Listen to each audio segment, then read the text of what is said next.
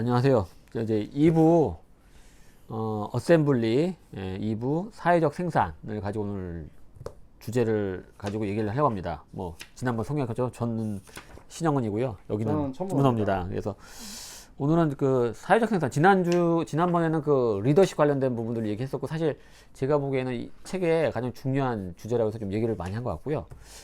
그 이 사회적 생산, 그러니까 왜냐면 네그리가 얘기하면서 그 이런 정치적인 부분들을 할 때 사회적 생산을 기반으로 해서 활동을 하자라는 얘기를 계속 많이 하거든요. 그래서 오늘 그 나왔던 얘기 중에 그 사회적 생산에 관련된 얘기들이 쭉 언급이 되어 있어요. 근데 우선 지난번에 그 주권 얘기를 했었고요. 그 다음에 권력을 다르게 잡자라고 얘기를 하면서 그 소유 관련된 얘기가 나왔어요. 근데 저기 네그리 하트가 세 번째 응답을 하면서 인류의 공통적인 거, 그러니까 소위 호모사피엔스의 공통적인 것은 우리가 보통 알고 있는 소유, 사적 소유, 그러니까 소유가 아니다라고 얘기를 해요. 그러니까 오히려 커먼이라고 얘기해요. 오히려 그러니까 사적 소유라는 부분들이 오히려 이제 학습이나 관습에 따라서 이루어진 것이지, 실제적으로는 그 소유가 권리가 아니라 오히려 그 공통적인 거는 다른 열정이라든지 다른 부분들이 있었다라고 주장을 하거든요. 이 부분들은 또 이 방송을 뭐 동의 안 하는 사람들이 있을 것 같고요. 그 다음에 이 부분들에 대해서도 그래도 이 소유라는 부분들은 사피엔스의 기본적인 특징 아닌가라고 생각하는데, 이 부분들에 대해서 좀 잠깐 언급을 좀 해주신다면. 네. 이게 이 책 2부의 170페이지를 보면 거기 보면 뭐 어떤 게 나오냐면, 거기 밑에 각주에 한 다발의 권리라고 하는 얘기가 나와요. 이게 이제 아마 그 미국 얘기 같은데, 법학부 1학년 학생들이 법학 수업을 들을 때 아마 이 얘기를 듣는다라고 하는 것 같아요. 그걸 잠깐 읽어보면, 한 다발의 권리 혹은 권리 다발 개념은 재산 소유자가 가지는 법적 특권의 집합을 지시하는 용어다라는 게, 그러니까 법적 특권의 집합 하나가 아니라는 거예요. 그러니까 그 다발이니까, 그죠? 통상적으로 부동산 구매자가 권리 증서를 양도받으면서, 권리증이죠, 그죠? 제공되는 일련의 권리들, 예컨대 점유권, 통제권, 출입 금지권, 향유권, 처분권 등을 통칭하는 데 쓰인다. 즉, 한 다발의 권리 혹은 권리 다발은 미국에서 처음 소유법을 배우게 되는 법학부 학생을 대상으로 하나의 소유가 여러 다양한 목을 동시에 갖게 된다는 점을 설명하는 용도로 설명되곤 하는데, 이 논리를 확장하면 모든 사람에게는 자기가 가진 소유물에 대한 여러 권리를 갖게 되는 만큼 어떤 특정한 대상, 예컨대 공장이나 토지, 물품은 소유권이 한 사람에게만 배타적으로 적용되기 힘들고, 여기서 이제 공통이라는 얘기가 나오는 거죠. 그러니까 배타적이다. 우리는 소유를 배타적이라고 생각을 하거든요. 여러 사람의 소유권이 중첩되게 될 수 있어 역설적으로 해당 이해 당사자 간의 협의 없이는 대상이라고 한 게 아까 얘기했던 공장, 토지, 물품 이런 거죠. 점유, 통제, 처분권을 독점적으로 행사할 수 없게 된다. 그러니까 이게 지금 얘기하는 그런 부분들을 얘기하는 게, 이게 중첩적으로 가야 되는 거기 때문에 권리라고 하는 부분들이 이러다 보면 자연스럽게 그 공통이라고 하는 부분들이 형성이 되어지는, 그러니까 공통의 대표적인 게 어떤 걸까요? 땅. 지금 우리나라 지금 이거 난리잖아요. 지금 물론 뭐 언론이 막 부추겨갖고 그러는 부분들도 있긴 하지만, 땅에 대한, 그러니까 집 소유에 대한 욕망이 대단하잖아요, 지금. 그렇죠. 왜냐하면 사실은 또 그게 그렇게 될 수밖에 없는 게, 그게 이익률이 너무 많아요. 그렇죠. 뭐 어떤 경우에는 막 몇 개월 만에 막 그 2배로 올라가고 하는 그런 경우도 있으니까 그렇지 않겠어요? 그런데 그거는 사실은 공통적인 거잖아요. 그건 누구의 소유라고 얘기를 할 수도 없는 거잖아요. 그러니까 예를 들면 그런 거와 함께 여기서 얘기하는 소유권이 한 사람에게만 배타적으로 적용되기 힘들 정도로 많은, 그러니까 그 대상이 이 물질이라고 하면 그죠? 그 물질과 함께 뭐가 따라온다는 거예요. 여러 가지 권리들이라고 하는 부분들이 따라온다는 거예요. 근데 그 권리라고 하는 것들은 나 혼자만 배타적으로 향유할 수 없는 권리라고 하는 거죠. 그러니까 누군가와 같이, 그러니까 소위 말해서 이해 충돌이 되어진다라고 하는 얘기가 되어지는 거예요. 그러면 이렇게 얘기할 수 있을지 모르겠어요. 그러니까 그걸 법적으로 이렇게 만들어 놓는 거 아니야. 이렇게 얘기해. 그 법적으로 누가 만들어 놓냐는 거예요. 그러니까 예를 들면 이거에 아마 기원이 그 로크 사회계약설 얘기를 할 때 그 얘기를 하죠. 사회계약설. 사실은 사회계약설이 좀 말이 안 돼. 우리가 사회계약설 하면 가장 대표적인 게 로크, 홉스, 루소 이렇게 얘기를 하잖아요. 근데 그 사회계약설이라고 하는 게 지금 우리가 그 사회라고 하는 것도 사실은 사람들이 참 그게 사회야? 뭐가 사회야? 이런 사회가 먼저고 그 다음에 그 사회가 있기 때문에 그 사회에서 어떤 권리라고 하는 부분들을 얘기를 할 수가 있는 거지 않겠어요? 사회 계약서는 거꾸로예요. 희정권 선생님하고 저하고 이렇게 둘이 동등하게 계약을 할 수 있다는 얘기예요. 아니 근데 그런 의식이 있어야 계약을 하죠. 그러니까 그걸 누가 만들어주냐면 사회가 있었기 때문에 그런 것들이 거기서 부수적으로 그 이후에 형성돼서 나온 거겠죠. 그러니까 사회 계약서라고 하는 거는 뭔가 거꾸로 되어져 있는 거고 일단 두 번째는 로크가 그랬잖아요. 가서 사과가 이렇게 있는데 저 사과는 사과 가갖고 사과를 따면 그 사과를 따는데 내가 노동을 썼잖아요. 그러면 그 사과의 주인은 누구라고? 나라고 하는 거죠. 그렇죠. 근데 이게 그 당시에는 16세기, 17세기에는 왕권이라고 하는 게, 그 우리 조선시대도 있잖아요. 조선시대 모든 것들은 누구 소유예요? 왕의 소유잖아요. 그런 시대의 자장 속에서는 로크나 홉스나 루소의 생각은 대단히 혁명적인 생각이죠. 야, 그게 왜 네 거야? 내가 노력해서 딴 건데. 그죠? 근데 이게 지금까지 이어져 오는 거예요. 그러니까 그게 왕권이라고 하는 부분들을 약화시키고 새로운 사상을 만들어내는 토대가 됐다라고 하는 거는 분명하지만 역설적으로 지금도 우리가 지금의 그 시대적인 조건 하에서는 새로운 사상이 만들어질 수 있는 거죠. 그러니까 로크가 얘기했던 내용들이 지금 우리 사회 시대에 맞는 거냐라고 하는 부분들을 계속 생각을 해보자는 거죠. 그래서 그 네그리가 얘기를 하는 거는 소유라고 하는 부분들은 그렇게 간단하게 내가 돈 주고 샀다고 내 거. 물론 그거는 내 거죠. 칫솔을 뭐 그렇다고 칫솔의 처분권 뭐 이런 거를 그거는 그 각자가 그냥 갖고 있는 그런 우리가 지금 얘기하는 거는 그 소위 말해서 사회에 있는 사람들의 삶에 직접적으로 영향을 미치고 있는 것들. 그게 어떤 게 있을까요? 토지도 있는 거고 기구도 있는 거고. 그렇죠. 근데 그것들을 커먼이라고 얘기를 하고 그럼 그것들을 어떻게 이용할 거냐라고 할 때 여기 지금 얘기했던 것처럼 각자 그게 연관되어지는 게 있기 때문에 그걸 내가 돈 주고 샀다고 해서 나의 소유로만 배타적으로 되어지지 않는다라고 하는 부분들. 왜? 당장 얘가 나오잖아요. 기후 내가 공장에서 여긴 내가 내 공장이야. 그래서 내가 내 마음대로 그래서 그 이산화탄소를 이렇게 많이 배출을 해갖고 지금 우리 며칠 동안 지금 장마를 하고 있는 거죠? 47일이라고. 그러니까 그리고 또 뭐가 생긴 거죠? 코로나 바이러스 생긴 거잖아요. 그러면 이게 사실 나는 그 사람 이 소유의 논리에 따르면 이 네그리 논리가 아니라 그 자본주의의 논리에 따르면 그 소유를 했던 사람들에 의한 그러면 경제학에서 외부 효과라고 얘기를 하는데 그냥 나쁜 부정적 외부 효과가 되는 거죠. 그죠? 그런 사람들이 책임을 져야 되는 거잖아요. 책임 안 지잖아요. 그죠? 그래서 그 커먼이라고 하는 게 제가 생각할 땐 그런 것 같아요.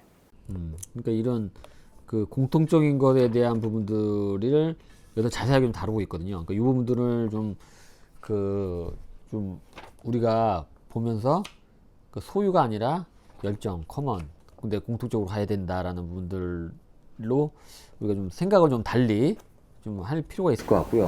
그러니까 그게 이제 그게 여기서 2부의 제목인 그게 그 커먼이 뭐냐면 사회적 생산으로 만들어지고 있다는 거예요. 그렇죠, 그렇죠. 그러면서 이제 나온 게 이제 요구사항이 고종자본을 되찾자라고 얘기하면서 이제 고종자본은 이제 네그리는 이제 인간 자신이다라고 얘기하면서 이제 그 전에 서두에 이제 얘기가 나와요. 뭐 인간과 기계 관계. 그러면서 이제 인간의 어떤 활동, 사회적 활동성이 사실은 기계적인 어떤 것들과 유사한 활동을 가지고 있고, 그 다음에 이 사회적 협력 노동이 예를 들어서 뭐 구글의 그 알고리즘을 예를 들면서 이 알고리즘은 구글이 이렇게 만들었지만 실제적으로 거기에 투하되는 여러 가지의 그 정보나 이런 협력이 사실은 인간의 노동, 협력적 노동에 의해서 제기되고 있다.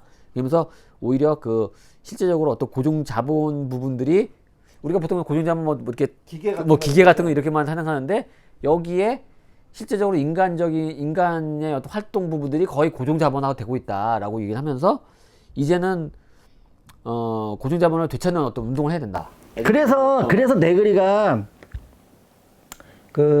이 정치적 자율성이라고 하는 얘기를 그래서 싫어해요. 그러니까 예를 들면 그게 어떤 거냐면 이게 막스가 얘기를 했던 사회 구성체 보면 밑에 토대가 있잖아요. 토대. 사실 이거는 은유예요. 은유. 사실 이게 우리가 그래야지만이 이게 보이지 않는 것들을 우리가 뭐라 그럴까 느끼고 표현할 수 있게끔 하니까. 그 대표적인 게 그거잖아요. 꿈.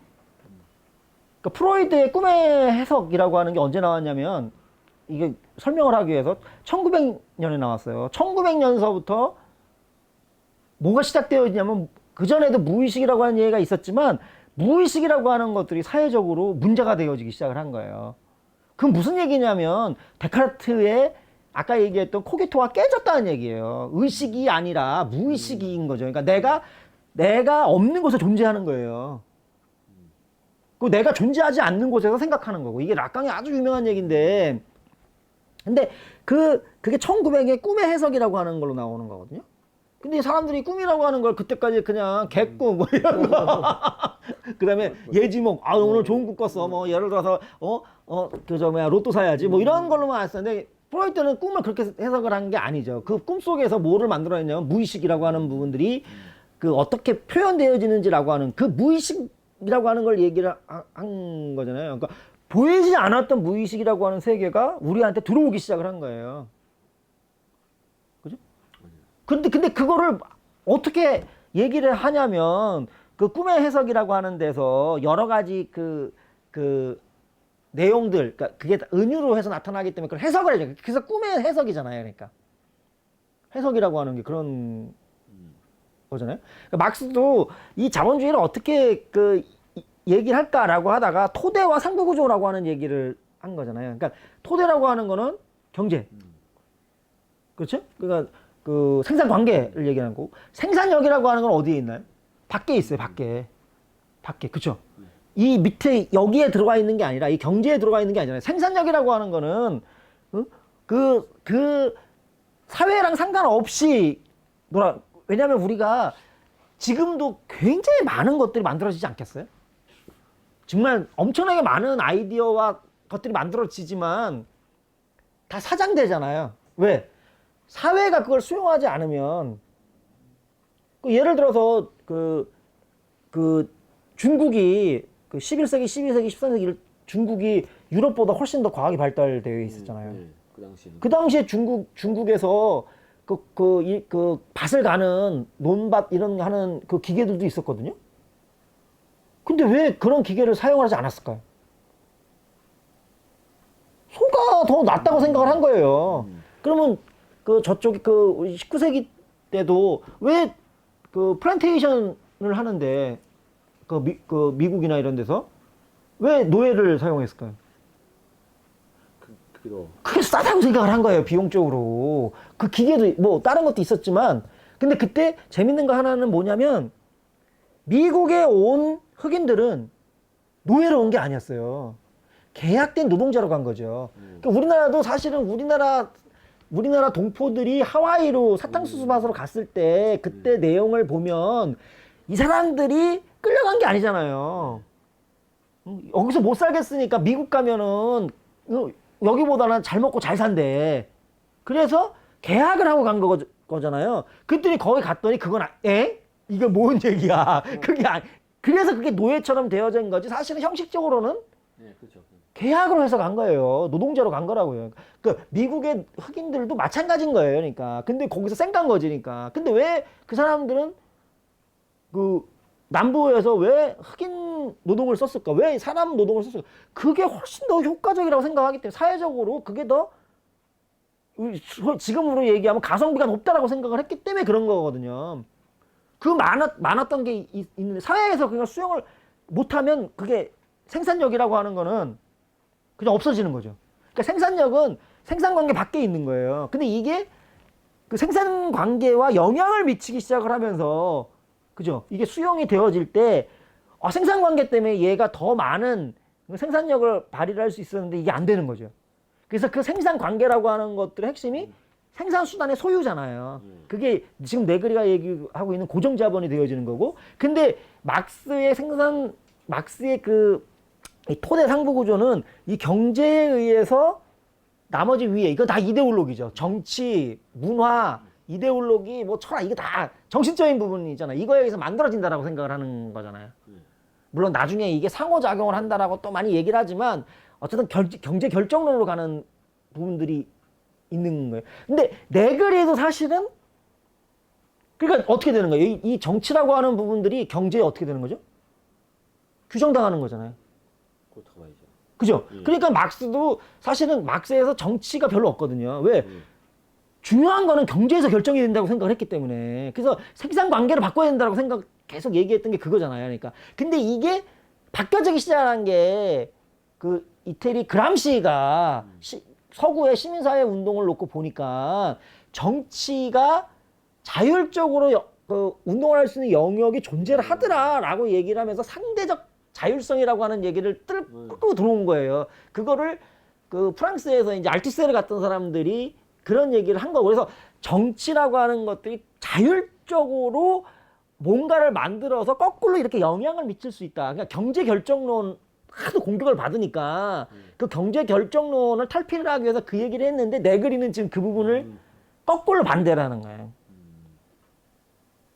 그러니까 사실은 막스주의의 새로운 버전이라고 우리가 얘기를 할 수가 있는 거죠. 실제로 놓고 보면. 그런데 그런 것들이 여기는 생산수단에 있어서 소유, 아까 얘기를 했는데 지금 네그리는 소유라고 하는 부분들은 아까 우리가 일부에서 얘기한 것처럼 그건 아니다라고 얘기를 하면서 왜? 그 소유에 지금 뭐가 붙어온다고 얘기를 했어요. 각종 권리들이 붙어오는 거잖아요. 그러니까 정치하고 경제를 띄어놓을 수가 없다는 거예요. 그러니까 이게 서로가 서로한테 밀접한 관계를 맺고 있는 거고, 그런데 그게 보니까 지금 더 커먼이라고 하는 부분들이 아까 그 말씀했던 알고리즘 이런 것들을 통해서 저희가 되면서 그 관계가 새로운 관계가 형성이 되어지는데 돈은 전부 다 구글이 벌고 있는 거죠. 근데 그걸 누가 지금 노동을 하고 있냐면 누가 하고 있는 건가요? 우리가 하고 있어요.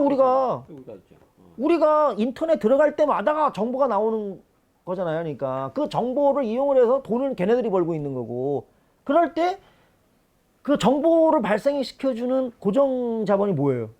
컴퓨터란 말이에요. 그러니까 근데 컴퓨터 다 갖고 있거든요. 그죠? 컴퓨터 다 갖고 있거든요. 근데 이 지금 막스 시대에는 그 생산 수단을 누가 갖고 있었던가요?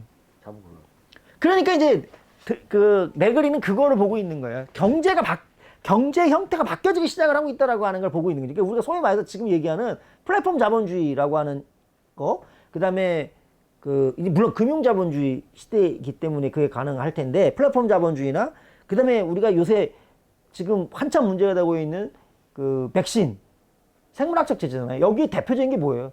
지식재산권이잖아요. 지식재산권은 무형인데, 이 지식재산권을, 어떻게 되냐에 따라서 주가가 왔다 갔다 하는 거잖아요.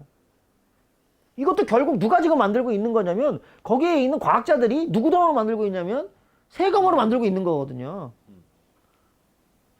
이게 다 커먼이라는 거예요. 그러니까 이게 커먼인데 그걸 우리가 지금 만들고 있는데, 옛날에는 그런 토대가 별로 없었기 때문에 그 돈을 가지고 뭐 기계를 사서 그 기계를 내가 갖고 있고 그 기계를 노동자들 데리고 와서 그거를 교육을 이게 소위 말해서 포도주의 시대 때 했던 거잖아요. 이제 이미 그런 시대를 벗어난 포스트 포도주의 시대의 지금 시대라고 하는 거는 디지털이라고 하는 게 들어오기 시작을 하면서 우리가 소위 말해서 기계를 갖고 있고 그 기계를 사용을 해서 그 정보를 생산하고 있고 그 정보를 생산을 하는데 그거는 구글의 전유가 되어지고 있는 이런 거. 그래서 정치가 그렇게 가는 거잖아요. 걔네들을 유리하게 가는 거잖아요.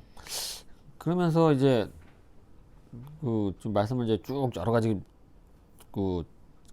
얘기를 많이 얘기를 많이 해주셨는데 이 네그리가 그래서 그 고정자문 때부터 좀 어느 정도 뭐 정확히 이해를 못해도 좀 어떻게 알겠는데 이 네 번째 요구를 관철시키기 위해서 어떻게 했으면 좋겠냐라고 하면서 얘기 나오는 게 베버를 전도해서 베버 얘기를 쭉 갑자기 나와요. 그러면서 베버를 전도해서 대안적인 행정 행태를 창출하는 과정으로 국가를 분사하자. 그러니까요. 이런 얘기가 그러니까 그게 무슨 얘기냐면 베버라고 하는 사람이 얘기했던 게 뭐냐면 관료주의를 얘기를 했잖아요. 네. 사회가 발전을 할수록 왜냐하면 베버는 이 권위의 형태를 세 가지로 얘기를 했었잖아요. 그러니까 첫 번째가 어떤 거냐면 지금 우리가 얘기하는 합법적 합리적. 네. 그 합법적 합리적이라고 하는 거는 법적 그 형태죠. 그러니까 법으로 정해놓고 그 법을 실행하는 그 단위가 있어야 되잖아요. 그게 뭐냐면 관료주의죠, 관료.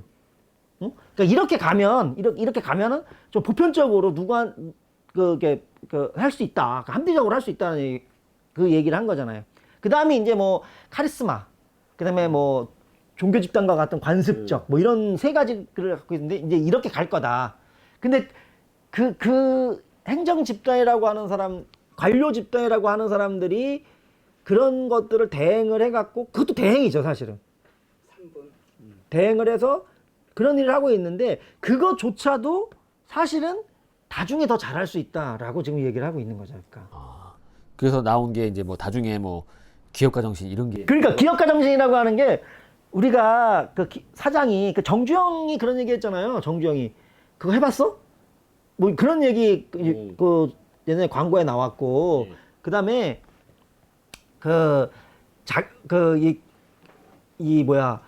정주영은 제일 저기로 나왔던 게 해보지 않았으니까 우리 그걸 해갖고 대신에 내가 그걸 판단하는 거죠. 정주영 이건 하면 될 것 같아. 물론 그 사람들이 하면 될 것 같다라고 하는 건 전부 다 정권하고 유착을 해갖고 정보를 따내서 하는 거였겠지만 그게 회장. 그래서 삼성 같은 경우에도 지금 이재용이 구속되면 안 된다고 그렇게 얘기를 하고 있지만 지금 삼성이 이재용이 구속되었을 때 오히려 더 주가가 올라갔었잖아요. 그러면 그 회사에 있는 사람들에 의한 경영이 되어졌다는 얘기잖아요.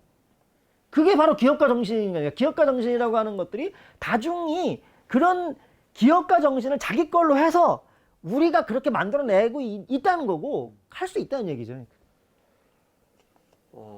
그게 커먼이죠. 그러니까 왜냐면 그 사람들이 다 같이 관계를 하고 있는 거니까. 이부의 그래서 특징이 이분이 결국 결론적으로 얘기하는 게 사회적 생산이 하고 있고 그걸 통해서 이 책의 거의 이 2부의 그 결론적인 내용이 사회적 생산 부분들을 아까 쭉 내한 것들을 통해서 그 많은 다중들이 사회적 조합을 만들고 어떤 형태냐면 그런 걸 통해서 만들어서 사회적인 어떤 우리가 무슨 공정집이 아니라 사회적인 어떤 파업 형태로서 사회 영향을 미쳐야 된다. 맞아요. 그렇게 얘기를 많이 하죠. 그러니까 이제 네그리가 얘기를 하는 그 사회적 생산은 그 포도주의일 때는 공장에서만 생산했었는데 그렇죠. 이미 생산이라고 하는 게 사회. 그러니까 좀 쉽게 얘기하면 그 사회가 공장이 된 거죠. 그죠? 거기서 뭔가가 생산이 되어지고 있고 그걸 다 우리가 지금 하고 있고 다중이라는 사람들이 하고 있고 그러니까 그 사람들이 그런 역량이 지금 되어지고 있기 때문에 이 사람들이 기업가 정신을 발휘를 해서 우리가 그 소위 말해서 예전에 6.25에서 했던 자주관리 운동과 같은 그런 것들을 지금 할 수 있는 거 아니겠느냐라고 얘기를 하고 있는 거고 사실은 이 사람이 태어난 이태리의 이 북부인가? 거기는 협동조합이 굉장히 많잖아요. 예, 저기 그래서 그걸 대안으로 얘기를 하고 있는 것 같아요. 예, 오늘 2부 사회적 생산에 대해서 거기 소유의 문제, 고정자본의 문제, 국가 문제, 기업가 정신 문제에서 간단히 좀 살펴봤어요. 다음에는 그 신자유주의에 관련된 어떤 뭐 금융 통제라든지 이런 부분들을 좀 살펴보고 그 다음에 이제 새로운 군주, 정말 새로운 대안적인 부분들은 어떤가, 지금 1, 2부에서 나왔던 부분들을 가지고 4부에서 좀 더 아마 대안적인 부분들이 좀 얘기가 나오거든요. 그걸 좀 살펴보도록 하겠습니다. 네. 오늘 수고 많이 네, 하셨습니다. 수고하셨습니다.